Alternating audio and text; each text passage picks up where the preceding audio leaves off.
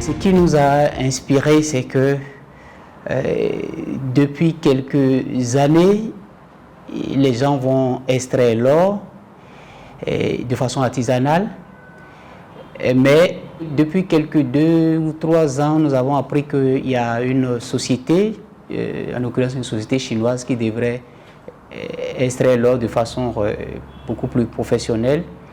Et du coup, nous nous sommes interrogés comment est-ce que les orpailleurs artisanaux vont accueillir cette société qui viendra. Est-ce que ça va créer des problèmes? Est-ce que...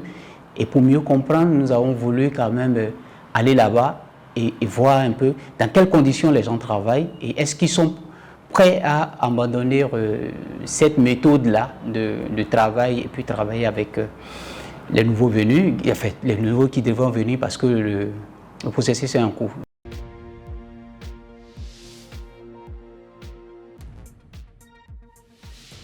Nous avons fait 2 grands constats. C'est que le premier, il y a un désastre d'abord environnemental. Un désastre environnemental dans ce sens que vous voyez une étendue à perte de vue où il n'y a pas d'arbres, ce n'est qu'un désert jonché de trous, des pièges à hommes carrément, parce que ces trous ont servi à extraire de l'or. Ça, c'est au niveau d'une rivière qui a perdu son nid d'ailleurs parce que tout était détruit.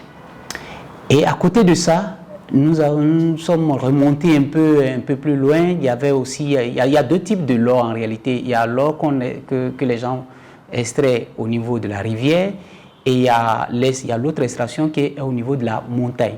Et c'est une montagne complètement cabossée et perforée de part et d'autre pour extraire de l'or. Et quand vous allez, vous constatez qu'il n'y a plus de vie en termes d'espèces animales et végétales. Tout est détruit à ce niveau. Ça, c'est le premier constat. Le second constat, c'est aussi le désastre sanitaire. Parce que ce sont des êtres humains qui vont sur ces lieux pour travailler. Et nous avons constaté que ils utilisent des produits pour extraire l'or, notamment mercure, qui, dans les conventions internationales, est interdit parce que ça peut créer le cancer et autres. Mais c'est ça qu'ils prennent pour extraire l'or. Et en manipulant ces produits se retrouvent dans l'eau de la rivière, que non seulement eux autres, ils boivent, les orpailleurs, mais aussi la population riveraine.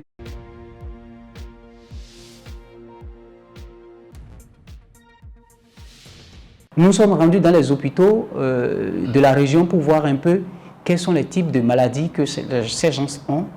On a constaté qu'ils ont des problèmes d'infection, notamment les femmes, parce que des femmes vont se plonger dans la rivière pour extraire l'or. Et elles sont torse nues, elles portent des habits, mais le fait que cette eau est infectée, excusez du peu, mais la partie génitale de la femme est exposée, est en contact direct avec cette eau bouilleuse et avec plein de bactéries, et du coup, elle développe des infections. Les orpailleurs, entre griffes, selon ce qu'on nous a rapporté, n'ont pas de limite.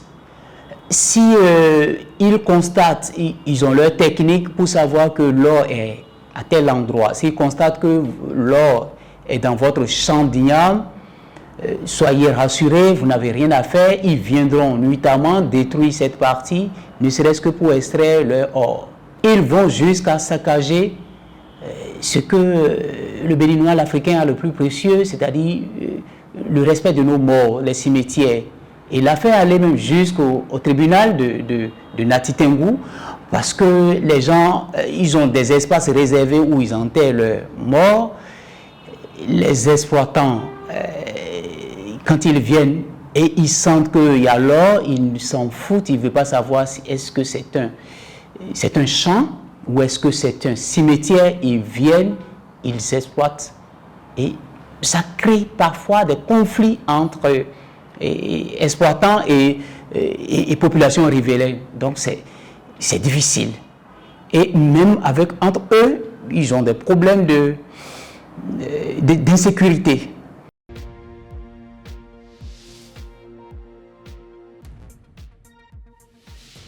Notre objectif n'est pas d'accuser les orpailleurs pour qu'on les dégage de là. Et le problème, c'est qu'eux-mêmes, ils ne savent pas où aller. C'est pourquoi on a dit qu'ils s'accrochent à la vie.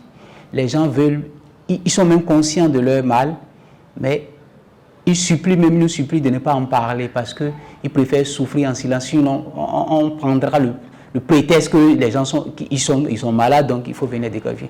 Donc, c'est vraiment trouver des solutions adaptées à ces personnes-là qui vivent de ces activités pour qu'ils puissent continuer à avoir, comme on appelle, leur pain quotidien parmi nous et en même temps respecter la nature, respecter l'environnement pour leur bien et pour le bien de tous.